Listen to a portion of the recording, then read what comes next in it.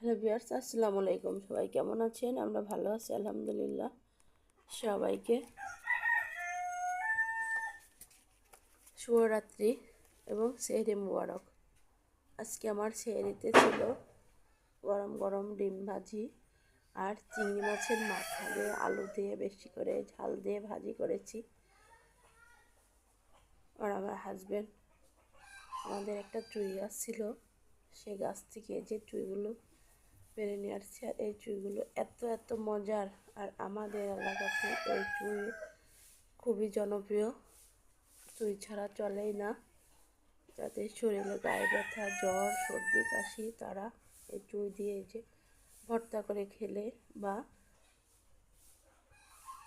আপনার এই চুইগুলো দিয়ে তরকারিতে রান্না করে খেলে শরীরে সব সমস্যা দূর হয়। এই জন্য আপনাদের এই চুইগুলো দেখাচ্ছি, দেখেন।